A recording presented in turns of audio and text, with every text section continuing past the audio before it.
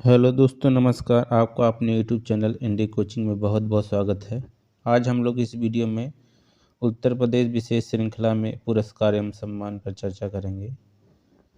इस श्रृंखला का यह 10वां वीडियो होगा। तो चलिए देखते हैं पुरस्कार एवं सम्मान से संबंधित उत्तर प्रदेश लोक सेवा आयोग विभिन्न परीक्षाओं में क्या क्या प्रश्न पूछे गए हैं, उसका पूर्वावलोकन देखते हैं घटना चक्र में। तो चलिए सीधे प्रश्नों पर हम लोग चर्चा करेंगे। देखिए, पहला सवाल है, आप एक तरफ व्यक्ति दिया है, दूसरी तरफ सम्मान दिया है। विभिन्न व्यक्तियों को क्या क्या सम्मान मिला है उसके बारे में बताया गया है। पंडित रविशंकर प्रसाद, ठीक है, वीर अब्दुल हमीद, डॉक्टर हजारी प्रसाद द्विवेदी। देखिए, पंडित रविशंकर को भारत रत्न मिला हुआ है, ये संगीत से जुड़ी विभूति हैं। वीर अब्दुल हमीद को ये मिला है परमवीर चक्र, ठीक है ना, परमवीर चक्र, क्योंकि ये एक वीर योद्धा सैनिक थे। चलिए देखते हैं आगे ऊपर और क्या है। इसमें 3 ऑप्शन है, चौथा ऑप्शन क्या है। पंडित किशन महाराज, ये भी संगीत से जुड़े व्यक्ति हैं, ठीक है, महत्वपूर्ण विभूति हैं उत्तर प्रदेश के। तो यहाँ पर ऑप्शन देखिए बी माना है, 1 2 4 3, ठीक है ना, यानी किशन महाराज को पद्म विभूषण मिला है। व्याख्या देखते हैं। पंडित रविशंकर प्रसाद ये आपका भारत रत्न, वीर अब्दुल हमीद परमवीर चक्र है। हजारी प्रसाद द्विवेदी एक महत्वपूर्ण साहित्यकार हैं हिंदी भाषा की, इनको पद्म भूषण मिला है। और पंडित किशन महाराज को पद्म विभूषण मिला है। उत्तर प्रदेश के निम्नलिखित खिलाड़ियों में से किसने अर्जुन पुरस्कार व लक्ष्मण पुरस्कार दोनों प्राप्त किए हैं, ठीक है, अर्जुन पुरस्कार व लक्ष्मण पुरस्कार दोनों प्राप्त किए। देखिए, अर्जुन पुरस्कार भारत सरकार द्वारा दिया जाता है। खेल के क्षेत्र में पुरस्कार दिए जाते हैं, तो यहाँ पर डी ऑप्शन सही है, रणवीर सिंह। वॉलीबॉल के खिलाड़ी रणवीर सिंह को अर्जुन एवं लक्ष्मण दोनों पुरस्कार प्राप्त हैं। मीना शाह भी ऐसे खिलाड़ी हैं जिन्हें लक्ष्मण पुरस्कार एवं अर्जुन पुरस्कार दोनों प्राप्त हुआ है। मोहम्मद कैफ, सुरेश रैना और आरपी सिंह, ये तीनों उत्तर प्रदेश के क्रिकेटर हैं। तीसरा सवाल देखिए, हाल ही में उत्तर प्रदेश में सर्वोच्च खेल पुरस्कार लक्ष्मण से किसे सम्मानित किया गया? ज्ञानेंद्र पांडे। ये काफ़ी पुराना सवाल है। ज्ञानेंद्र पांडे एक उत्तर प्रदेश के पूर्व क्रिकेटर हैं। इनको उस समय देखिए, ये 2004 का सवाल है, उस समय करंट का सवाल रहा होगा, ठीक है। तो ज्ञानेंद्र पांडे को दिया गया है, ठीक। इसको अपडेट करने के लिए हाल ही में जिनको लक्ष्मण पुरस्कार दिया गया होगा उनको याद रखना जरूरी है। उत्तर प्रदेश शासन ने संगीत रत्न पुरस्कार किसकी स्मृति में प्रारंभ किया है? संगीत रत्न पुरस्कार किसकी स्मृति में? तो उस्ताद बिस्मिल्लाह खां, आप जानते हैं इस उस्ताद बिस्मिल्लाह खां एक मशहूर शहनाई वादक हैं। क्या है ये? शहनाई वादक, शहनाई वादक हैं और ये वाराणसी के रहने वाले हैं। उत्तर प्रदेश सरकार ने 22 अगस्त 2006 को सुप्रसिद्ध शहनाई वादक उस्ताद बिस्मिल्लाह खां की स्मृति में प्रतिवर्ष 5 लाख रुपए के संगीत रत्न को प्रारंभ करने की घोषणा की है। साथ ही 1 करोड़ रुपए के पूंजीगत व्यय के साथ संगीत अकादमी के गठन की भी घोषणा की गई थी। तो संगीत रत्न पुरस्कार उस्ताद बिस्मिल्लाह खां के नाम पर शुरू किया गया है।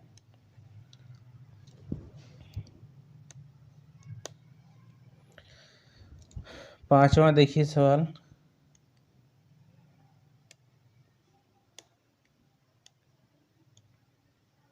उत्तर प्रदेश रत्न पुरस्कार निम्नलिखित में से किस भारतीय अमेरिकी नागरिक को दिया गया है? तो फ्रैंक इस्लाम, ठीक है, ये क्या है? फ्रैंक इस्लाम।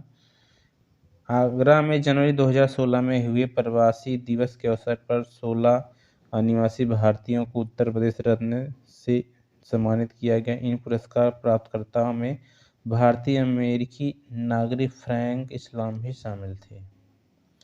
ये उत्तर प्रदेश लोक समीक्षा अधिकारी मेंस 2017 का सवाल है, करंट का सवाल है। वर्ष 2005 का यश भारती सम्मान, उत्तर प्रदेश का एक महत्वपूर्ण पुरस्कार है यश भारती सम्मान। 2005 का किस खिलाड़ी को दिया गया है, छठवां सवाल है देखिए। तो ये जो दिया गया है देवेश चौहान, देवेश चौहान को 2005 में दिया गया था। ठीक है, तो ये वर्तमान में इतना प्रासंगिक नहीं है क्योंकि करंट का सवाल है, पुराना हो जाएगा। देखिए यहाँ पर जो याद करने लायक चीज़ है, यहाँ पर इस लाइन में देखिए 2016-17 में 73 विभूतियों को यश भारती सम्मान प्रदान किया गया, 73 लोगों को 2016-17 में। इसमें Gyanendra Pandey cricket, Suman Yadav javelin throw, Praveen Kumar भी क्रिकेट हैं, पीयूष चावला भी क्रिकेटर हैं, भुवनेश्वर कुमार भी क्रिकेटर हैं, गार्गी यादव कुश्ती, वरुण सिंह भाटी। हालांकि सबका नाम याद नहीं करना है। अब देखिए नीचे लिखा है ध्यातव्य हो कि वर्तमान उत्तर प्रदेश सरकार ने इस पुरस्कार को बंद कर दिया है। भारत भारती सम्मान या यश भारती सम्मान, अब इसको बंद कर दिया गया है। अब संभवतः इसी के स्थान पर भारत भारती सम्मान दिया जाता है, यश भारती नहीं। तो देखिए 7वां सवाल, उत्तर प्रदेश के नरसिंह यादव ने हाल ही में आयोजित राष्ट्रमंडल खेलों में स्वर्ण पदक जीता। तो नरसिंह यादव एक कुछ पहलवान थे, यानी कि जो कुश्ती खेल खेला करते थे। तो ये देखिए 2010 में राष्ट्रमंडल खेलों में पुरुषों की 74 किलोग्राम भार की फ्री स्टाइल कुश्ती में स्वर्ण पदक जीता था। इनका संबंध कुश्ती से है।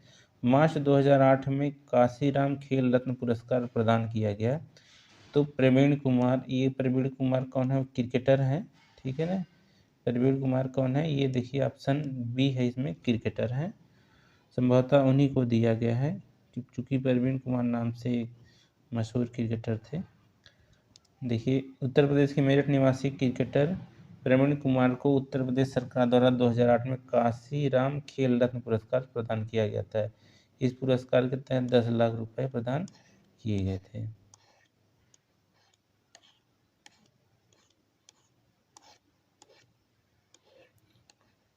देखिए अब अगला चैप्टर आ गया, पत्र पत्रिकाएं तथा समाचार पत्र। पहला देखिए इसमें से प्रश्न कोश में अति लोकप्रिय धार्मिक पत्रिका कल्याण प्रकाशित होती है। तो कल्याण पत्रिका है, धार्मिक पत्रिका है, ये गोरखपुर से प्रकाशित होती है। प्रसिद्ध धार्मिक पत्रिका कल्याण का प्रकाशन सर्वप्रथम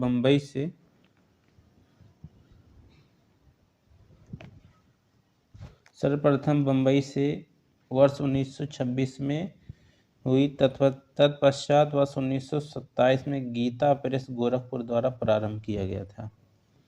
पहले इसका प्रकाशन आरंभ किया गया था बम्बई से, लेकिन जब गीता प्रेस की स्थापना गोरखपुर में हो जाती है, ठीक है, तब इसको गोरखपुर से प्रकाशित किया जाने लगा। गीता प्रेस से भी जो है काफ़ी चर्चित रहा। गीता प्रेस भी एक धार्मिक पब्लिकेशन है। हनुमान प्रसाद पोद्दार पत्रिका के संपादक और आजीवन संपादक रहे थे। नाम याद रखिएगा, कल्याण पत्रिका के संपादक कौन, हनुमान प्रसाद पोद्दार। कल्याण पत्रिका का प्रकाशन होता है तो ये हो जाएगा आपका गोरखपुर हो जाएगा। अब देखिए नेक्स्ट आ गया है यहाँ पर अद्यतन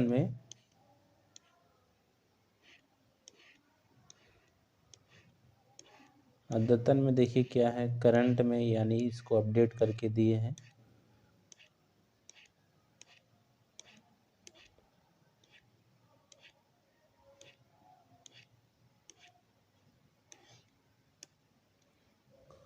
देखिए करंट ये महत्वपूर्ण है। उत्तर प्रदेश में जो भी आने वाले एग्जाम है, समीक्षा अधिकारी उत्तर प्रदेश PCS 2024, पुलिस इत्यादि और यूपी SSC से जो भी एग्जाम होंगे उसके लिए महत्वपूर्ण चैप्टर है। इसको बिल्कुल भी नहीं करना है, अच्छे से पढ़ना है। पहला सवाल देखिए, उत्तर प्रदेश मंत्रिमंडल ने 29 जुलाई 2020 को निम्नलिखित नगरों में से किसमें राष्ट्रीय विधि विश्वविद्यालय की स्थापना का अनुमोदन किया था? तो राष्ट्रीय विधि विश्वविद्यालय की स्थापना के लिए जो स्वीकृति प्रदान की गई थी वो कहाँ पर? प्रयागराज में। ठीक है ना। प्रयागराज में 25 एकड़ भूमि पर, बस जान लीजिए कहाँ पर स्थापित किया जा रहा है, तो ये प्रयागराज में। जनवरी 2020 में उत्तर प्रदेश में कितने स्थलों को रामसर साइट में शामिल किया गया है? ठीक है, ये पर्यावरण से संबंधित कारण है। जनवरी 2020 में उत्तर प्रदेश कितने स्थलों को रामसर साइट में शामिल किया गया है? तो कितने स्थल हो जाएंगे? बी उत्तर दे रहा है, यानी कि 6 स्थल हो जाएंगे। जनवरी 2020 में भारत ने 10 नई आर्द्र भूमियों को रामसर समझौते के आधार पर 10 नई आर्द्र भूमियों को अंतर्राष्ट्रीय महत्व की आर्द्र भूमियों के रूप में निर्दिष्ट किया है। नवनिर्दिष्ट 10 रामसर स्थलों में उत्तर प्रदेश के 6 स्थल हैं। भारत से कुल 10 स्थलों को नामित किया गया, जिसमें से 6 उत्तर प्रदेश में ही हैं। देखिए अब 6 कौन कौन से उत्तर प्रदेश में, इसको यहाँ पर जानना बहुत इम्पोर्टेंट है, इसको ज़रूर अपडेट कर लीजिएगा। देखिए पहला है ऊपरी गंगा नदी। ठीक है, नवाबगंज पक्षी विहार, नवाबगंज पक्षी विहार आप जानते हैं उन्नाव में है। पार्वती अर्गा पक्षी विहार, ठीक है, ये पार्वती अर्गा पक्षी विहार, ठीक है, तो ये गोंडा में है, गोंडा में। इसके अलावा समान पक्षी विहार, समान पक्षी विहार, समसपुर पक्षी अभ्यारण्य, सांडी पक्षी अभ्यारण्य तथा सरसई नवर झील, सूर सरोवर हैदरपुर आर्द्रभूमि तथा बखीरा संतकबीर नगर जिले में है जो बखीरा वन्यजीव अभ्यारण्य, ये 6 को शामिल किया गया है जो है। ठीक है, 6 उत्तर प्रदेश शामिल किया गया है। जो इनको जो दिया है, कुल उत्तर प्रदेश में कुल रामसर साइट कितने हो गए? 10 हो गए। रामसर भूमि स्थल कितने हो गए? 10 हो गए। 6 2020 में ही शामिल कर लिया गया है। इसको एक सूची बनाकर याद करना जरूरी है, कहीं से भी पूछ सकता है। निम्नलिखित में से कौन सा रामसर स्थल उत्तर प्रदेश में स्थित नहीं है? तो देखिए अभी हम लोगों ने देखा पढ़ा वो, इसमें सूर सरोवर है, समसपुर भी है, बी ऑप्शन भी है, सरसई नावर भी झील है, ठीक है, सुरिंसर मानसर झील नहीं है। ठीक है, जो 10 स्थलों में है ना, उसमें ये सब नहीं था। देखिए व्याख्या में, सुरिंसर मानसर झीलें जम्मू कश्मीर में अवस्थित हैं। यह नंबर 2005 में रामसर स्थल के रूप में अधिसूचित हुई थी। शेष तीनों सूर सरोवर आगरा, सूर सरोवर कहाँ है? तो ये आगरा हो जाएगा आपका। ठीक है, ये कहाँ पर है? ये आगरा है। समसपुर पक्षी अभ्यारण्य रायबरेली में है तथा सरसई नावर झील इटावा में है। सरसई नावर झील कहाँ है? इटावा में है। ये सभी झीलें रामसर सूची में अधिसूचित हैं।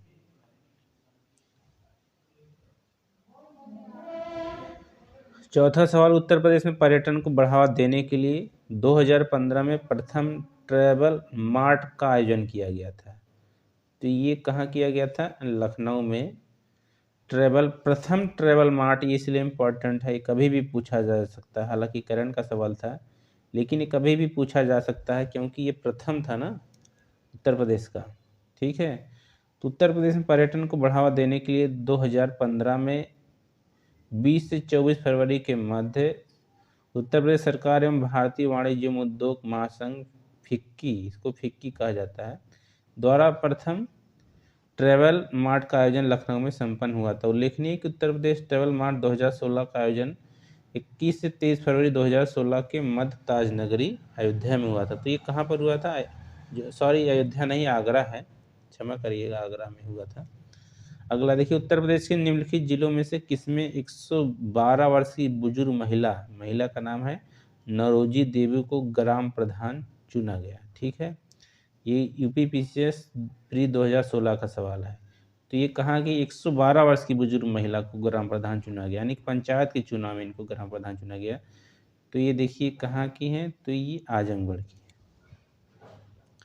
चलिए देखते हैं, अब ये जो ग्राम पंचायत चुनाव 2015 हुआ था ना, उसमें ये जो इंसिडेंट हुई थी, ये घटना उस समय की है, 2015 की है। तो देखिए 96 वर्षीय महिला नरोजी देवी ग्राम प्रधान चुनी गई है। उन्हें कुल 545, हालांकि अब ये नहीं पूछेगा, ठीक है, ये नहीं पूछेगा उस तरीके से, फिर भी एक बार इसको देख लीजिएगा। उत्तर प्रदेश में एक रेल कोच फैक्ट्री की स्थापना की जा रही है। तो आप जानते हैं लालगंज रायबरेली में, ये काफ़ी सवाल रिपीट हुआ है कई एग्जाम में। उत्तर प्रदेश में rail coach factory Lalganj Raebareli जिले में रेल बजट 2006-07 में प्रस्तावित है। अब इसका निर्माण लगभग हो चुका है। इसकी आधारशिला संप्रग अध्यक्षता, यानी जो कांग्रेस के नेतृत्व वाली जो सरकार थी 2004 से लेकर के 2014 तक, उसी दौरान ये किया गया था इसकी स्थापना। 13 फरवरी 2007 को नींव रखी। ठीक है, अब इसका नाम बदल कर रख दिया गया है, मॉडर्न कोच फैक्ट्री रख दिया गया है। 2015 में इसका नाम बदलकर मॉडर्न कोच फैक्ट्री कर दिया गया है। हाल ही में अक्टूबर 2014 में उत्तर प्रदेश में एक अंतर्राष्ट्रीय क्रिकेट स्टेडियम के निर्माण का आरंभ किया गया है। तो ये लखनऊ के इकाना में है, लखनऊ में इकाना जो स्थान है ना, वहाँ पर ये है। अटल बिहारी वाजपेयी के नाम से ये स्टेडियम बनाया गया है। अब स्टेडियम ये बनकर तैयार है और यहाँ पर जो है क्रिकेट मैच का आयोजन भी हो रहा है। कई क्रिकेट मैच आयोजित यहाँ भी किए जा चुके हैं। तो यहाँ किसके नाम, इकाना में है, लखनऊ में। इकाना स्टेडियम कहाँ, लखनऊ में है, ठीक है। और किसके नाम से है, तो अटल बिहारी वाजपेयी के नाम से, अटल के नाम से है। अटल ये पूर्व प्रधानमंत्री हैं उत्तर प्रदेश भारत के, तो उन्हीं के नाम पे इसका जो है नाम रखा गया है। वही यहाँ पर लिखा है, ठीक है। अब एक और क्रिकेट स्टेडियम बन रहा है भारत में, वाराणसी में, उसका भी निर्माण शुरू हो गया है, ठीक है। तो ये 3 क्रिकेट स्टेडियम हो जाएंगे अंतर्राष्ट्रीय स्तर के, ठीक। उत्तर प्रदेश में एक तो पहले से है कानपुर में है, कौन सा है, इसको ग्रीन पार्क कहा जाता है, ग्रीन पार्क क्रिकेट स्टेडियम। और दूसरा हो गया जो इकाना स्टेडियम, ये कहाँ पर है, लखनऊ में है, ठीक है। ये अटल बिहारी वाजपेयी इकाना स्टेडियम इसको कहा जाता है। और तीसरा जो निर्माणाधीन है वो बन रहा है अभी, ये कहाँ पर है, वाराणसी में बन रहा है क्रिकेट स्टेडियम, उसकी भी नींव पड़ चुकी है। 2024 तक बन जाने की संभावना है। तो इस तरीके से तीसरा हो जाएगा। उत्तर प्रदेश सरकार ने अभी हाल ही में वर्ष 2015-16 को किस रूप में मनाने का निर्णय लिया है, तो ये किसान वर्ष, ठीक है। ये किसान वर्ष 2015 और 16 को किस रूप में, किसान वर्ष के रूप में।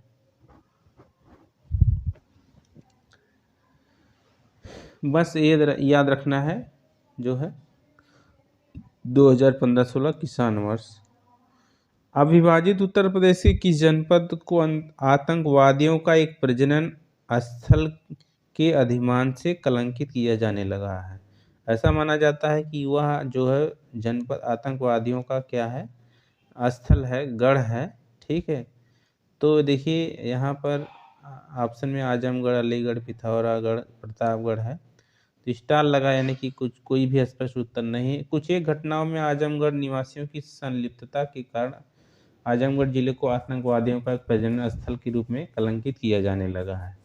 आतंकवादियों के प्रजनन स्थल के रूप में नामकरण चूंकि आधिकारिक नहीं है, अतः इसका विरोध किया गया। फलस्वरूप लोक सेवा आयोग ने इस प्रश्न को मूल्यांकन से बाहर कर दिया, यानी कि इस प्रश्न को जो है इसका मूल्यांकन नहीं किया गया है, इसको बाहर कर दिया गया था।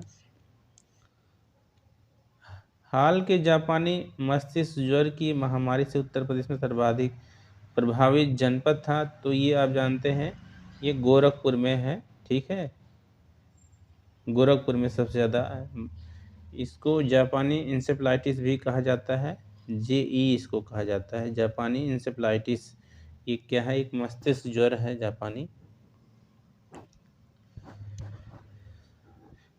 मस्तिष्क ज्वर, जेई जापानी इंसेफ्लाइटिस से अधिकांशतः प्रभावित पूर्वी उत्तर प्रदेश के थे, किंतु इन जिलों में गोरखपुर, महाराजगंज, कुशीनगर इससे अधिक प्रभावित रहे हैं। उत्तर प्रदेश सरकार ने यह फैसला किया है कि ताज ट्रेपीजियम जोन को पर्यावरण मित्रवत ग्रीन पावर प्रदान करे। यह ग्रीन पावर के क्या है? ठीक है, खोई पर आधारित पावर का सह उत्पादन, यमुना जल पर आधारित हाइड्रो इलेक्ट्रिक पावर, हवा चक्की पावर उत्पादन। तो ये क्या है आपका? खोई पर आधारित पावर का सह उत्पादन।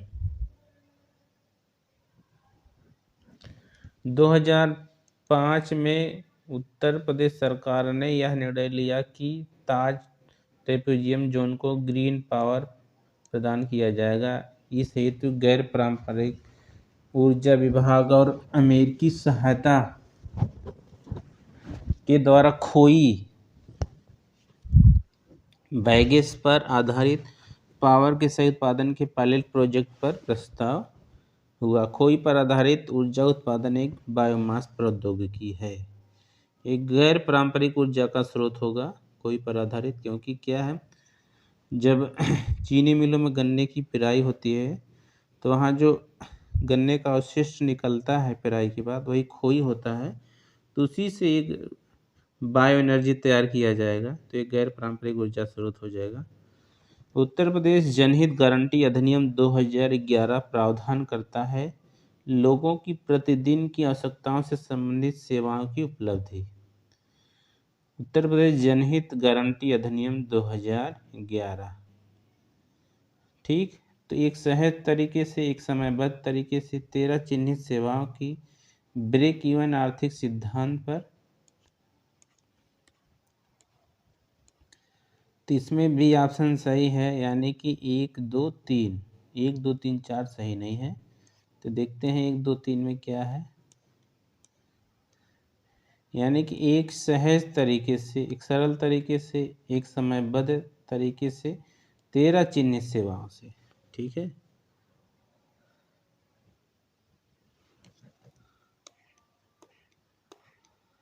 उत्तर प्रदेश जनहित गारंटी अधिनियम 2011 के तहत जनता को प्रतिदिन की आवश्यकताओं से संबंधित सेवाओं की उपलब्धि एक सहज और समयबद्ध तरीके से कराने का प्रावधान किया गया है। इसमें प्रारंभिक रूप से 13 राज्य प्रदत्त सेवाओं को शामिल किया गया है।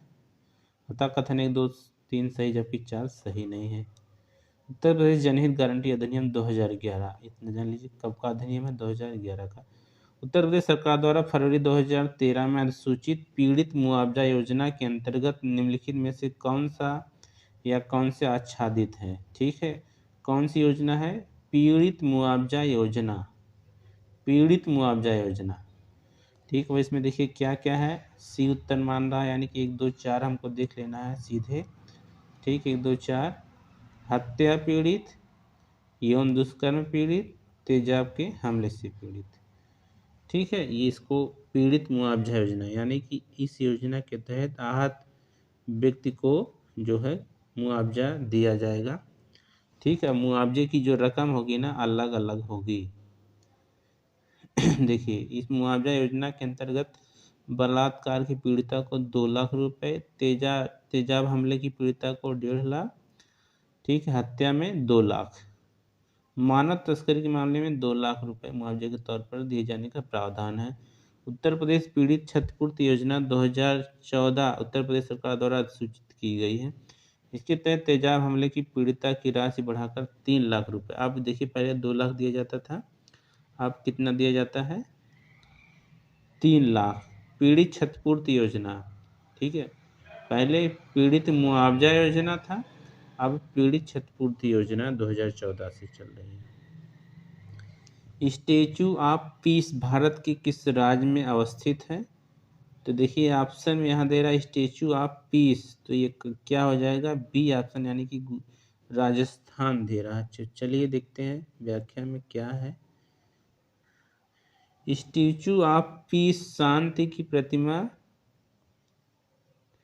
जैन आचार्य श्री विजय वल्लभ सुरीश्वर जी महाराज की प्रतिमा है। इसका अनावरण प्रधानमंत्री नरेंद्र मोदी ने 16 नवंबर 2020 को जैन आचार्य की 191वीं जयंती के अवसर पर किया था। देखिए पहले तो आप ये किन की मूर्ति स्थापित की गई है? तो आप जानेंगे कि जैन आचार्य, ठीक है, ये जैन धर्म से संबंधित आचार्य थे, श्री विजय वल्लभ सुरीश्वर, ठीक है। और ये कहाँ स्थापित की गई है? तो यहाँ देखिए राजस्थान के पाली जिले में जेतपुरा विजय वल्लभ साधना केंद्र में, ठीक है। दो तीन चीजें, स्टेच्यू ऑफ पीस कहाँ है, शांति की प्रतिमा? तो राजस्थान में पाली जिले में, ठीक है। और ये जो है किसकी प्रतिमा है? तो श्री विजय वल्लभ सुरेश्वर जी महाराज। अब विविध में देखिए क्या है, सीधे चलते हैं प्रश्नों पर।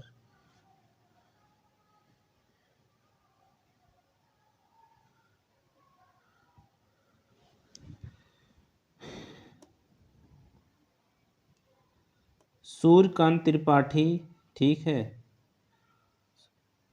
रघुपति सहाय, एक तरफ लेखक है दूसरी तरफ उनके नाम है। सूर्यकांत त्रिपाठी ये निराला होंगे। रघुपति सहाय देखिए इनको क्या कहा गया, रघुपति सहाय। दूसरी तरफ मुंशी प्रेमचंद और नागार्जुन नाम दिया गया है।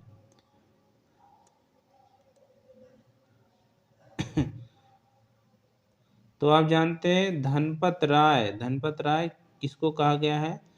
तो मुंशी प्रेमचंद को कहा गया धनपत राय, ठीक है। इनका शायद वास्तविक नाम ही धनपत राय था, ठीक है। अब देखिए निराला क्या है? निराला अभी हमने बताया कि जो है सूर्यकांत त्रिपाठी निराला, ठीक है। तो ये सूर्यकांत हो जाएगा। जो फिराक गोरखपुरी है ना, जो, ठीक है, फिराक गोरखपुरी का जो ऑप्शन दिया था वो रघुपति सहाय फिराक गोरखपुरी होना चाहिए यहाँ पर, ठीक है। तो चलिए देख लेते हैं। सूर्यकांत त्रिपाठी देखिए निराला है, रघुपति सहाय फिराक गोरखपुरी है, वैद्यनाथ मिश्र को नागार्जुन कहा जाए, धनपत राय श्रीवास्तव मुंशी प्रेमचंद। गुलाबी गैंग आंदोलन के संस्थापक हैं कौन? तो जया तिवारी, संपत पाल, कमला भसीन, वंदना शिवा। तो संपत पाल। गुलाबी गैंग आंदोलन अब क्या है, इसकी संस्थापक संपत पाल है। चलिए देखते हैं। गुलाबी गैंग महिलाओं का वह समूह है जो उत्तर प्रदेश के बांदा जिले में गठित हुई। इस संगठन का उद्देश्य महिलाओं की घरेलू हिंसा एवं अन्य हिंसात्मक कार्यवाही रोकने हेतु प्रतिक्रिया देना है। अपने समय का चर्चित उपन्यास झीनी झीनी बीनी चदरिया के लेखक हैं, ठीक। ये उपन्यास है झीनी झीनी बीनी चदरिया, इसके लेखक कौन है? तो सी ऑप्शन है अब्दुल बिस्मिल्लाह। यह बनारस की बुनकरों पर आधारित है।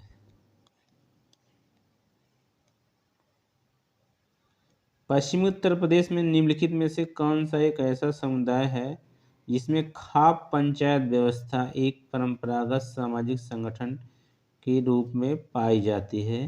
तो आप जानते हैं ये जो जाटों में पाया जाता है खाप पंचायत, ठीक है। उत्तर प्रदेश के ऐसे जिले जो हरियाणा से लगे हुए हैं वहाँ पर खाप पंचायत प्रचलन में है। ज़्यादातर तो ये व्यवस्था हरियाणा में है, तो उसका कुछ प्रभाव उत्तर प्रदेश के पश्चिमी जिलों में भी है। खाप पंचायत कहा जाता है। हालांकि ये एक कोई आधिकारिक संस्था नहीं होती है, फिर भी ये ग्राम स्तर पर ये जो है कार्य करती है। पश्चिमी उत्तर प्रदेश में खाप पंचायत व्यवस्था जाट समुदाय में पाई जाती है। यह व्यवस्था परंपरागत सामाजिक संगठन के रूप में पाई जाती है। खाप पंचायत की अपनी सामाजिक व्यवस्था है, जिसका उल्लंघन करने पर दंड दिया जाता है, यहाँ तक कि ऑनर किलिंग के रूप में भी हत्या की जाती है। भारत में एशिया का प्रथम डॉल्फिन शोध केंद्र NDRC की स्थापना गंगा नदी के तट पर किस शहर में की जा रही है? तो ये बी ऑप्शन है, यानी कि पटना में, ठीक है। एशिया का प्रथम गंगा डॉल्फिन शोध केंद्र, ठीक है। डॉल्फिन शोध केंद्र कहाँ पर है? देखिए इसका जो है शॉर्ट नेम क्या है, NDRC।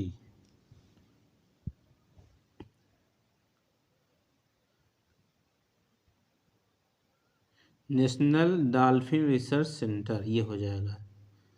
हर्बर्ट रिसले 1901 के अनुसार उत्तर प्रदेश में निवास क्षेत्र है। ठीक है, ये उत्तर प्रदेश में मानव जाति समूह की बात कर रहे हैं।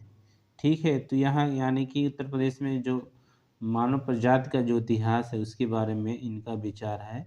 नाम क्या है? हर्बर्ट रिसले। इन्होंने क्या बताया? उत्तर प्रदेश में निवास क्षेत्र है यानी कि मानव की किस प्रजाति का है, तो यहाँ पर बी ऑप्शन आर्यो द्रविड़ियों का।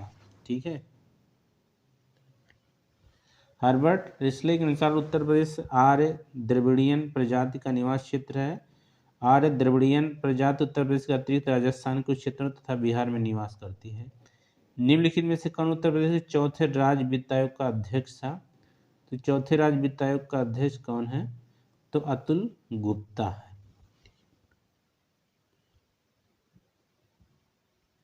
जैसे केंद्र में वित्त आयोग होता है वैसे राज्यों में भी अनुच्छेद 243 आई के अनुसार राज्य वित्त आयोग के गठन का प्रावधान है। राज्य वित्त आयोग का गठन कौन करता है? तो राज्यपाल करते हैं। यहाँ पर देख लीजिए व्याख्या में उत्तर प्रदेश में अब तक कुल 5 राज्य वित्त आयोगों का गठन किया जा चुका है। इन 5 राज्य वित्त आयोगों के अध्यक्ष का नाम इस प्रकार है। देखिए, पहला तो जरूर याद कर लीजिए, श्री भालचंद्र शुक्ला। दूसरा टी एन धर। ठीक है, दूसरा टी एन धर। इनको तो 5 ही, तो आप पांचों याद कर लेंगे तो ज़्यादा सही रहेगा, क्योंकि हो सकता है कभी ऐसा प्रश्न बने, एक तरफ दे दे राज्य वित्त आयोग और दूसरी तरफ अध्यक्ष का नाम दे दे, तो और आपसे कह दे सुमेलित करने के लिए, तो इस तरीके से आप याद कर लेंगे तो अच्छा रहेगा। श्री भालचंद्र शुक्ला, टी एन धर, Shri S A T Rizvi. ठीक है, शुक्ला, धर, रिजवी, श्री अतुल कुमार गुप्ता और पांचवें हैं आनंद मिश्र हैं। ठीक है, तो इस तरीके से आप याद कर लेंगे। अब देखिए, पांचवा का जो कार्यकाल चल रहा है ना, 1 अक्टूबर 2015 से। ठीक, केंद्र में लोकपाल की तर्ज पर ही राज्य में लोकायुक्त की व्यवस्था भी प्रचलन में है। तो उत्तर प्रदेश के लोकायुक्त की पदाधारण अवधि है कितनी? 8 वर्ष है। 8 वर्ष। उत्तर प्रदेश के लोकायुक्त की पदधारण अवधि वर्तमान में 8 वर्ष है। उत्तर प्रदेश लोकायुक्त एवं उप लोकायुक्त अधिनियम 1975 के तहत लोकायुक्त अथवा उप लोकायुक्त की पदधारण अवधि उसके पदधारण करने की तिथि से 6 वर्ष निर्धारित है। ठीक है, इनका कार्यकाल यानी कि 6 वर्ष होता है। लेकिन वर्ष 2012 में उत्तर प्रदेश लोकायुक्त एवं उप लोकायुक्त संशोधन अधिनियम 2012 के द्वारा इस पदधारण अवधि को 6 वर्ष से बढ़ाकर 8 वर्ष कर दिया गया है। ठीक है, यहाँ ध्यान देने योग्य बात है कि ये जो लोकायुक्त का जो कार्यकाल है वो 8 वर्ष हो गया है। पदधारण का मतलब इनका कार्यकाल, ठीक, इनका कार्यकाल कितने वर्ष हो गया है? 8 वर्ष हो गया है। पहले 6 वर्ष ही था, लेकिन 2012 में संशोधन करके इसको 8 वर्ष कर दिया गया है। उत्तर निम्नलिखित में से कौन उत्तर प्रदेश के प्रथम लोकायुक्त थे? तो ये लोकायुक्त प्रथम थे विशंभर दयाल। ठीक है, कौन है? विशंभर दयाल। उत्तर प्रदेश के प्रथम लोकायुक्त न्यायमूर्ति विशंभर दयाल थे, जिनका कार्यकाल 77 से 82 था, तो यानी कि 6 साल। न्यायमूर्ति मुर्तजा हुसैन द्वितीय लोकायुक्त थे। ठीक है, वर्तमान में याद कर लेना है कौन है। ठीक है, तो चलिए देखते हैं वर्तमान में अगर दिया है व्याख्या में कि नहीं दिया है कुछ।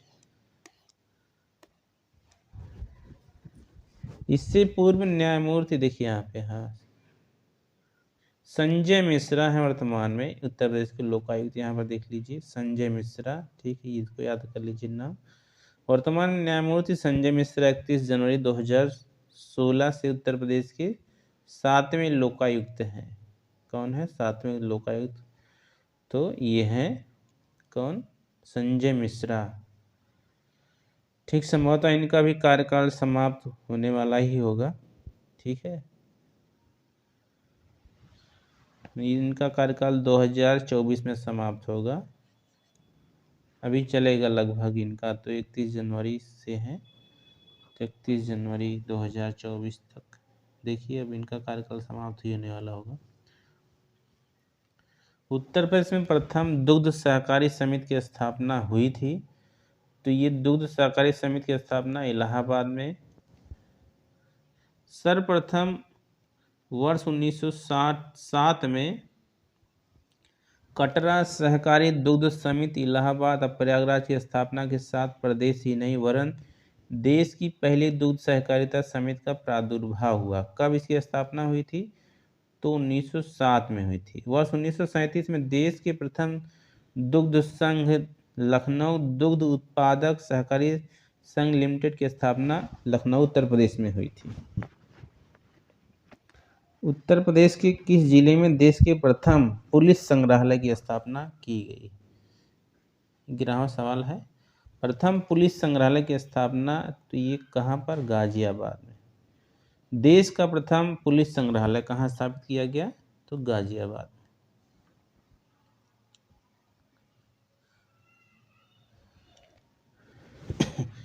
निम्न में से उत्तर प्रदेश के किस जनपद में आर्यभट्ट नक्षत्रशाला स्थित है? आर्यभट्ट नक्षत्रशाला कहाँ पर है? तो ये रामपुर में है। रामपुर में है आर्यभट्ट नक्षत्रशाला। ठीक, आर्यभट्ट एक महान गणितज्ञ थे भारत के, तो उन्हीं के नाम पर देखिए नक्षत्रशाला स्थापित की गई। कहाँ पर? रामपुर में। आर्यभट्ट नक्षत्रशाला रामपुर में स्थित है। यह परियोजना डिजिटल लेजर तकनीक पर आधारित है। उत्तर प्रदेश की भूतपूर्व मुख्यमंत्री मायावती ने इसका नाम बदलकर भीमराव अम्बेडकर नक्षत्रशाला कर दिया था। सत्ता परिवर्तन के बाद तत्कालीन मुख्यमंत्री अखिलेश यादव ने सितंबर 2012 में इसका नाम आर्यभट्ट नक्षत्रशाला कर दिया।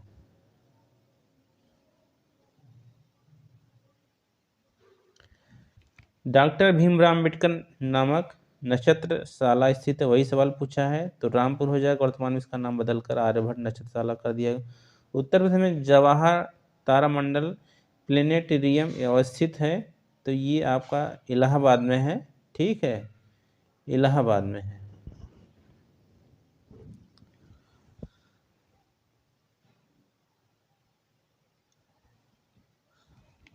आनंद भवन में स्थित है ये जो तारामंडल। ठीक है, जो छात्र गए होंगे देखे होंगे आनंद भवन में ये है। वो आनंद भवन के बगल में वर्ष 1979 में निर्मित किया गया। इसका प्रबंधन जवाहरलाल नेहरू मेमोरियल फंड 1964 में स्थापित किया गया था, जिसका मुख्यालय नई दिल्ली में है। निम्नलिखित कथनों पर विचार कीजिए। तीसरी rail coach factory Uttar Pradesh के अमेठी में स्थापित की जा रही है। उत्तर प्रदेश में अमेठी नहीं है, ये रायबरेली लालगंज में स्थापित की जा रही है। उत्तर प्रदेश में फिरोजाबाद पॉटरी उद्योग के लिए प्रसिद्ध है। यूपी डेस्को इलेक्ट्रॉनिक विभाग के अंतर्गत एक निगम है। प्रथम पॉलिस्टर रेशा फैक्ट्री उत्तर प्रदेश के बाराबंकी में स्थापित की गई है। तो चलिए देखते हैं, इसमें से उत्तर सी है, यानी कि 3 और 4 सही है। ठीक, एक तो गलत हो गया। ठीक, एक गलत इसलिए हो गया था क्योंकि तीसरी रेल कोच फैक्ट्री ना भारत में 3 रेल कोच फैक्ट्री है। ठीक है, एक तो हो गया जो है पेराम्बूर में है, एक पेराम्बूर, ये कहाँ पर है? तमिलनाडु में। ठीक है, और दूसरा है ये कपूरथला में है। कहाँ पर है? कपूरथला, ये कहाँ? पंजाब में। ठीक, पंजाब में रेल कोच फैक्ट्री एक है। और तीसरी यही जो स्थापित की गई है, कहाँ पर? लालगंज रायबरेली में। लालगंज रायबरेली में। ठीक, इसका नाम है मॉडर्न रेल कोच फैक्ट्री। ठीक है, तो ये 3 रेल कोच फैक्ट्री हो गई। तो यही यहाँ पर दिया अमेठी, तो अमेठी में नहीं, ये रायबरेली पहला, इसलिए गलत हो गया।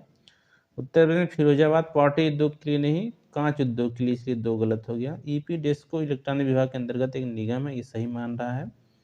प्रथम पॉलिस्टर रेशा फैक्ट्री उत्तर प्रदेश के बाराबंकी में स्थापित की गई।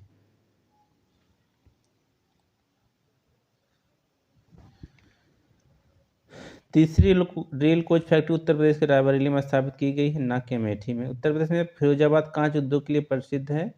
यूपी डेस्को उत्तर प्रदेश की सूचना प्रौद्योगिकी एवं इलेक्ट्रॉनिक्स विभाग आईटीएम इलेक्ट्रॉनिक्स डिपार्टमेंट के अंतर्गत आने वाला एक निगम है। प्रथम पॉलिस्टर रेशा फैक्ट्री उत्तर प्रदेश के बाराबंकी में जनवरी 1987 में स्थापित की गई है। निम्नलिखित राज्यों में से किस में राज्यों की कुल पोलियो प्रभावित जनसंख्या की 82% निवास करती है? तो उत्तर प्रदेश में। भारत की जितनी पोलियो पोलियो से ग्रस्त जनसंख्या है ना, उसका 82% कहाँ? केवल उत्तर प्रदेश में। प्रश्न काल में उत्तर प्रदेश में भारत के सर्वाधिक पोलियो रोगी पाए जाते थे। प्रदेश में सर्वाधिक जनसंख्या होने के साथ साथ सर्वाधिक पोलियो रोगी भी थे। पोलियो एक विषाणु जनित रोग है। इस रोग का प्रभाव बच्चों पर पड़ता है। यह रोगी की केंद्रीय नाड़ी संस्थान, इसको नर्वस सिस्टम को कहा जाता है। पोलियो जो है किस अंग को प्रभावित करता है? तो नर्वस सिस्टम को प्रभावित करता है, जिसके कारण रीढ़ की हड्डी और आंत की कोशिकाएं नष्ट हो जाती हैं। इसके लिए 1957 में एल्बर्ट सेविन ने पोलियो वैक्सीन की खोज की। भारत ने वर्तमान में भारत को पोलियो मुक्त घोषित कर दिया है। ठीक है, देखिए 2-3 चीज़ें हैं। पोलियो एक विषाणु जनित रोग है। इसका प्रभाव सबसे ज़्यादा बच्चों पर पड़ता है। इससे शरीर का कौन सा अंग प्रभावित होता है? तो नर्वस सिस्टम यानी केंद्रीय नाड़ी संस्थान। ठीक है, पोलियो की वैक्सीन की खोज किसने किया? तो एल्बर्ट सेविन ने किया। कब? 1957 में। क्या वर्तमान में भारत पोलियो मुक्त देश घोषित हो चुका है? हाँ, घोषित हो चुका है। इतनी चीज़ें यहाँ पर याद करना आवश्यक है। उस जनपद को चिन्हित कीजिए जिसमें जानवरों के लिए पॉलीक्लिनिक नहीं है। तो ये झांसी है, ऑप्शन में दे रहा है, ये बी है झांसी।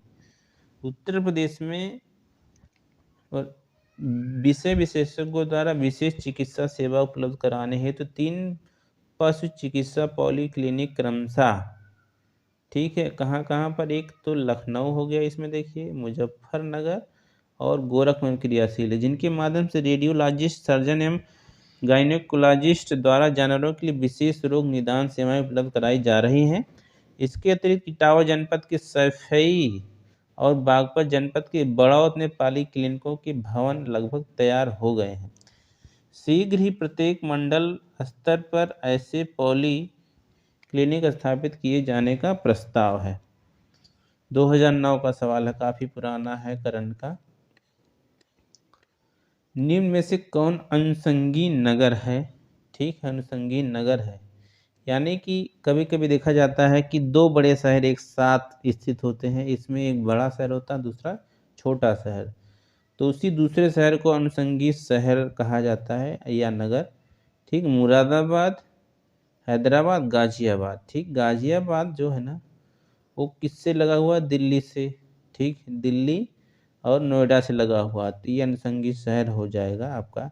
अहमदाबाद स्वतंत्र अकेला बड़ा शहर है। मुरादाबाद भी हालांकि नगर निगम है, ठीक है, फिर भी इसके आसपास कोई ऐसा शहर नहीं है। हैदराबाद, ठीक, हैदराबाद स्वतंत्र शहर है। इसके साथ जो है सिकंदराबाद होना चाहिए। अगर सिकंदराबाद ऑप्शन में होता तो ये भी सही हो जाता, क्योंकि सिकंदराबाद हैदराबाद से लगा हुआ शहर है। ठीक, उत्तर प्रदेश में राज्य में स्थित गाजियाबाद राष्ट्रीय राजधानी क्षेत्र दिल्ली का अनुषंगी नगर है। दिल्ली, नोएडा और गाजियाबाद को अब आर्थिक वृद्धि और औद्योगिकरण का त्रिभुज भी कहा जाता है। उत्तर प्रदेश जमींदारी उन्मूलन और भूमि सुधार अधिनियम 1950 अंतर्निहित है। तो भूमि सुधार से संबंधित है कौन सी अनुसूची?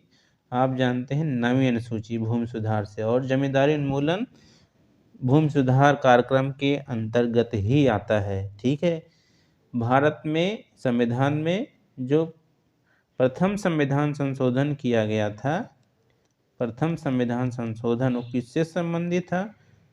तो भूमि सुधार से ही संबंधित था। प्रथम संविधान संशोधन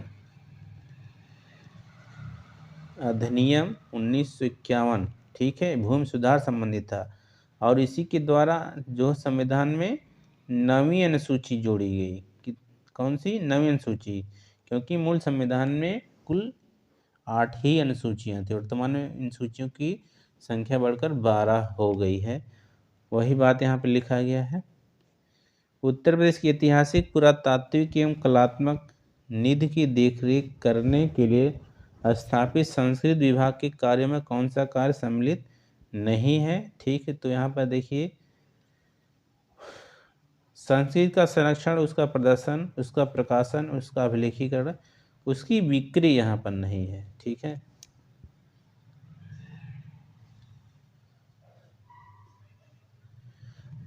निम्नलिखित में से कौन सा सही सुमेलित नहीं है? तो उत्तर प्रदेश का सबसे पुराना विश्वविद्यालय इलाहाबाद विश्वविद्यालय है, तो ये सही है। ठीक है ना, पुराना विश्वविद्यालय इलाहाबाद विश्वविद्यालय है।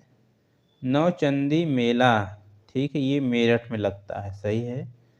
भारत कला भवन, ठीक, भारत कला भवन कहाँ? वाराणसी में, ये भी सही है। चौरसिया नृत्य गोरखपुर का नहीं है। चौरसिया नृत्य गोरखपुर का नहीं, बल्कि यह जौनपुर के कहारों द्वारा किया जाता है, चौरसिया नृत्य।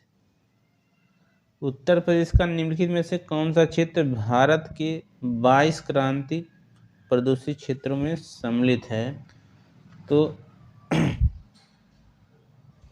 भारत के 22 क्रांति प्रदूषित क्षेत्रों में सम्मिलित है, तो यहाँ पर डी देखिए, सिंगरौली माना है। सिंगरौली ये कहाँ पर आप जानते हैं? सोनभद्र में। ठीक है, कोयला उत्पादन क्षेत्र है और जल विद्युत जो ताप विद्युत केंद्र भी है। केंद्रीय प्रदूषण नियंत्रण बोर्ड एवं आईआईटी दिल्ली द्वारा देश के 88 औद्योगिक क्षेत्रों के सर्वेक्षण के पश्चात उत्तर प्रदेश के सिंगरौली को शीर्ष 22 क्रांति प्रदूषित क्षेत्रों, क्रिटिकली पोल्यूटेड एरियाज में शामिल किया गया है। आगे देखते हैं। उत्तर प्रदेश के निम्नलिखित नगरों में से किसी स्मार्ट सिटी विकास कार्यक्रम में विकास के लिए केंद्रीय सरकार द्वारा नहीं चुना गया है? तो ये है गाजियाबाद। जून 2015 में भारत सरकार द्वारा स्मार्ट सिटी मिशन का शुभारंभ किया गया। कब? जून 2015 में। इस मिशन के तहत 100 स्मार्ट शहरों का विकास किया जाना है। उत्तर प्रदेश का गाजियाबाद स्मार्ट सिटी विकास कार्यक्रम में विकास के लिए केंद्र सरकार द्वारा नहीं चुना, क्योंकि गाजियाबाद पहले से विकसित है। ठीक है, और एनसीआर में काफ़ी इसका हिस्सा आता है। जबकि विकल्प में दिए गए शेष तीनों शहर इसमें शामिल हैं। अब तक स्मार्ट सिटी कार्यक्रम में इन शहरों के अतिरिक्त आगरा, वाराणसी, झांसी, अलीगढ़, सहारनपुर, मुरादाबाद और बरेली है। 3, 4, 5, 6, 7 कुल 10 शहर हो गए हैं स्मार्ट सिटी योजना के तहत। ठीक है, स्मार्ट सिटी योजना एक केंद्र सरकार की योजना है जिसके तहत जो है शहरों को स्मार्ट बनाया जाएगा, आधुनिक सुविधाओं से लैस बनाया जाएगा। सभी प्रकार की आधुनिक सुविधाएं शहरों में होंगी।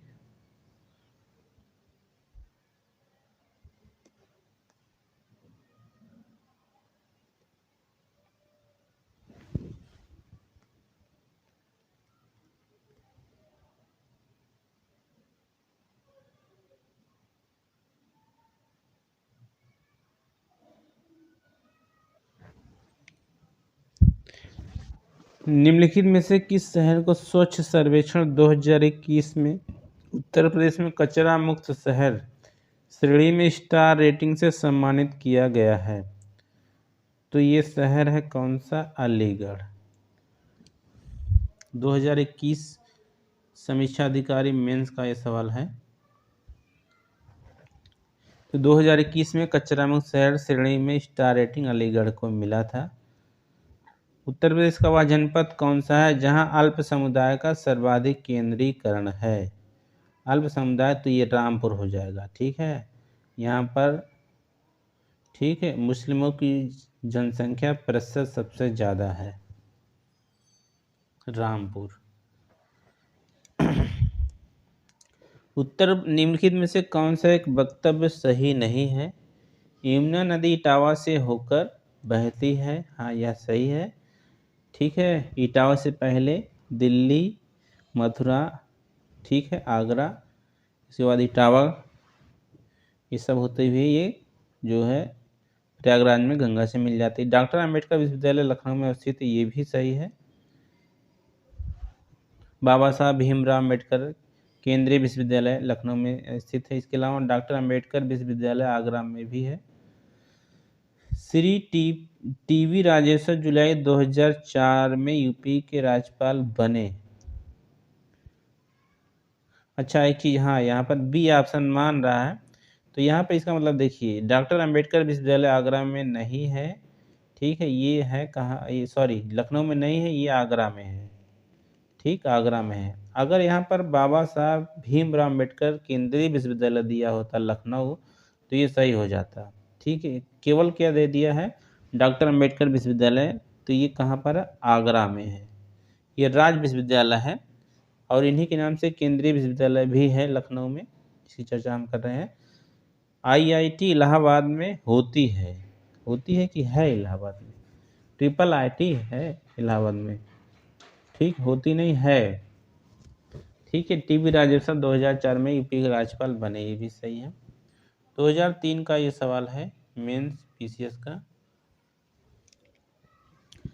यमुना नदी इटावा से होकर बहती बाबा साहेब भीमराव अम्बेडकर विश्वविद्यालय लखनऊ में अवस्थित है, या केंद्रीय विश्वविद्यालय है डॉक्टर भीमराव अम्बेडकर विश्वविद्यालय आगरा में स्थित है, या राज्य विश्वविद्यालय है। डॉक्टर अंबेडकर विश्वविद्यालय लखनऊ में स्थित नहीं है।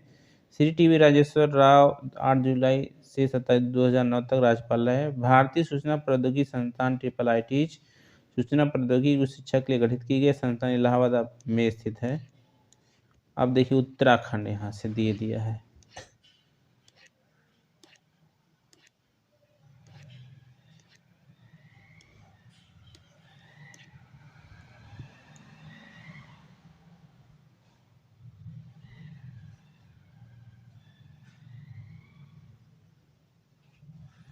तो देखिए उत्तर प्रदेश विशेष अब यहीं पर समाप्त होता है, क्योंकि अभी आगे उत्तराखंड स्पेशल दिया है। तो उत्तराखंड स्पेशल हमारे उत्तर प्रदेश के एग्जाम के लिए उतना महत्वपूर्ण नहीं है। उत्तराखंड पीसीएस, उत्तराखंड समीक्षा अधिकारी या उत्तराखंड में कोई भी राज्य स्तर की परीक्षा होगी वहाँ के लिए इम्पोर्टेंट है। तो अब हम इस श्रृंखला को यहीं पर समाप्त करते हैं। इसी तरीके से वीडियो और प्राप्त करने के लिए चैनल को सब्सक्राइब करें। तो दोस्तों मिलते हैं नेक्स्ट वीडियो में एक नई श्रृंखला के साथ, तब तक के लिए जय हिंद।